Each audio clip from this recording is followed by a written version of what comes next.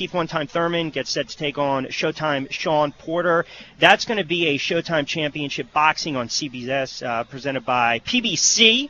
And that's going to be Saturday, March 12th. And Shawn's kind enough to join us for a couple of moments. How you been, Shawn? I'm great. Training camp is going well, and gearing up, getting ready to rock. Yeah, and it's in a couple of weeks, March 12th at the Mohegan Sun. And I'll tell you what's interesting about this, because you guys are really putting everything on the line. You're certainly putting on the line with a belt right there in your grasp. I mean, I think this is one of the marquee fights that we've been waiting for as boxing fans. You've got yourself, who's a pressure fighter, action-packed fighter.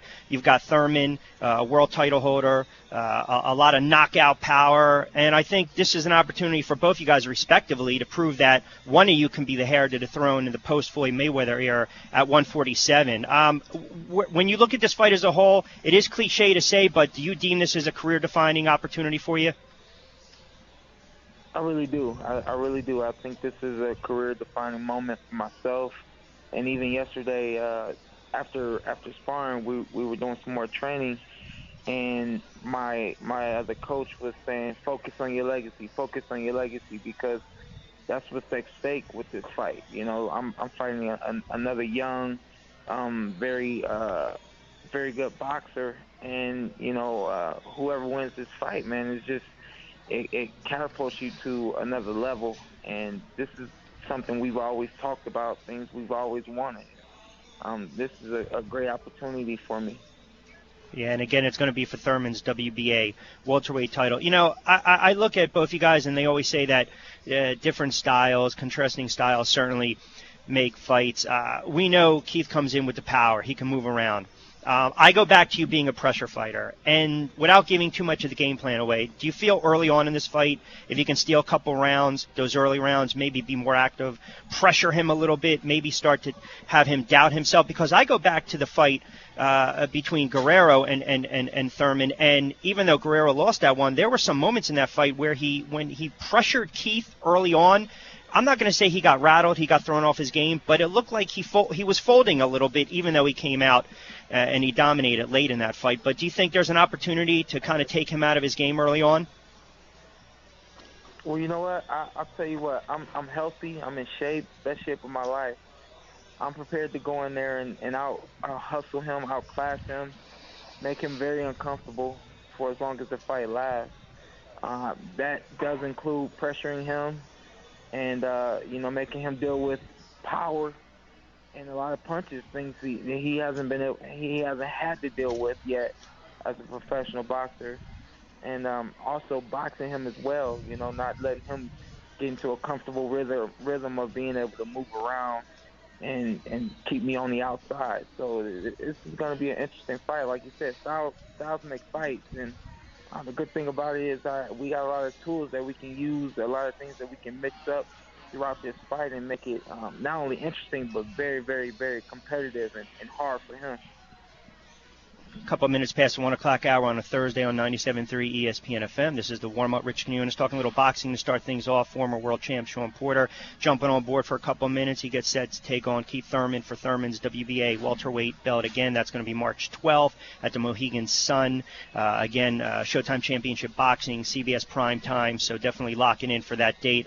You mentioned being a guy that you want to try to dictate the pace a little bit. Maybe take Keith out of his game. I go back to the Broner fight where two things stood out, and I don't know if you're going to use that in this fight, but I thought at times in the fight your corner kept telling you maybe speed it up a little bit, faster pace, more rapid pace, but the fact that your conditioning was there, especially when you got suffered that knockdown early on in the 12th round, you still dominated the fight, let's be honest. I mean, you recovered, the conditioning was never an issue, but what I thought was underlying key to that fight is you came out right off the bat and you really established your jab early on, setting the tone, and you fought a smart fight. Now, you know a guy in Thurman's always going to look for that knockout. Maybe you want to stay to the outside. Maybe you want to try to get inside. But everything starts and ends with the jab. I mean, is that something that you worked on more during this camp, or is that something that's always been one of your strong suits? You know what? The jab has always been a strong suit of mine, but going into the Adrian Broner fight, we wanted to establish the jab and make it evident that I was able to outclass and outbox him and outsmart him and we were able to do that the entire fight. So, we want to capitalize on that. We want to take things that we did right in that fight and move forward with them. So the jab is definitely going to be very pivotal in this fight.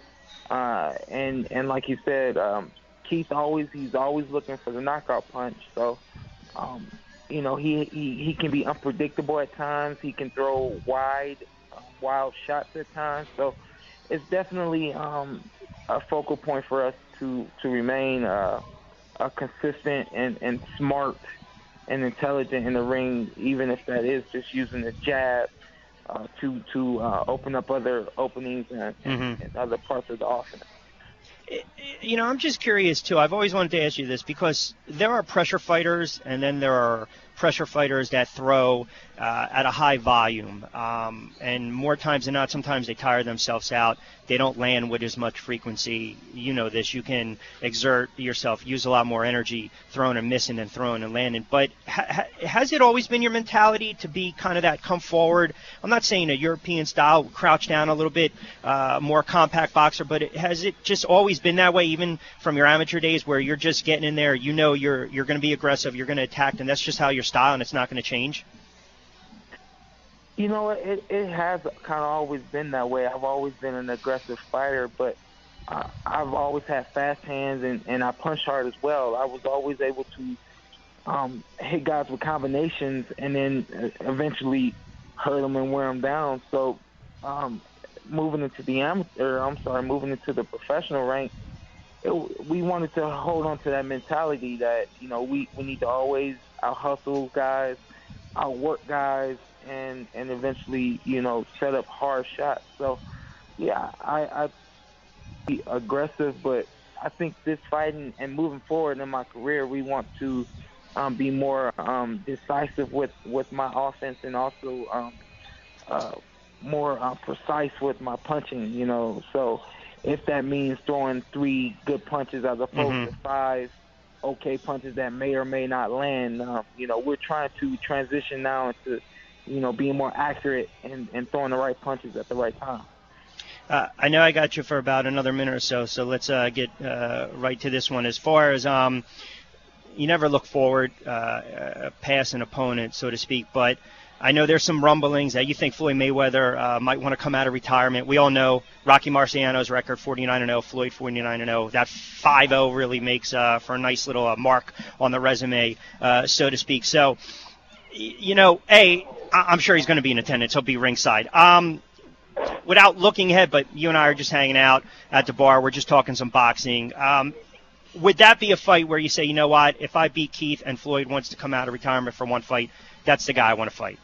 I want to give him that L. Yeah, for sure.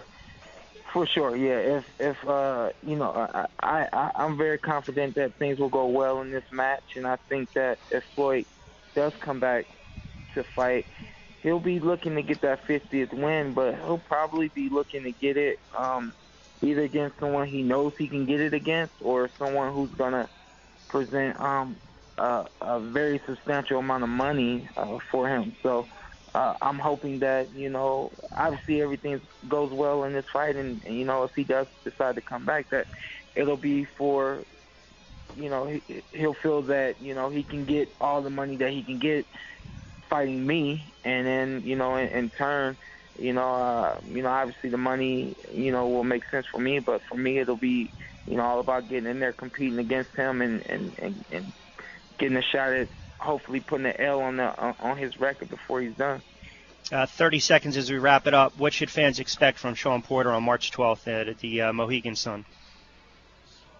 This is going to be a great fight. You're going to see me use a lot of aggression like we just spoke on, but be smart as well. This is going to be an exciting fight. It's going to be a great fight. Everyone should tune in and watch on CBS. All right, pal. Appreciate it. Hey, I'll ask you about your Cleveland Cavs the next time because I know you're an Ohio guy. All right, you got it. Yeah, I'm better with the Browns. I keep up with them more than I do with all right. All right. I'll ask you this. We'll talk about the Browns real quick. 20 seconds. They got a new head coach. You're a football guy. Who's quarterback next year for the Cleveland Browns? Because we know it's not going to be Johnny Manziel. Hugh Jackson, man. I'm looking forward to seeing what he does with my Cleveland Browns. sad to see Manziel go because he's a talent. I don't know what they're gonna do. They're talking about drafting that quarterback out of Cal State. He's pretty sharp, so that's what we need more than anything is a good quarterback in the league. Yeah, but you know your history of drafting quarterbacks in the league. Yeah, but you know the Cleveland Browns history. It's pretty awful, but I'm a Cleveland Browns fan, man, so I tune in no matter what. That's good. All right. Hey, I like that loyalty. Shawn, appreciate a couple moments, pal. I'll let you get out of here. Best of luck against Thurmond on the 12th. Thank you.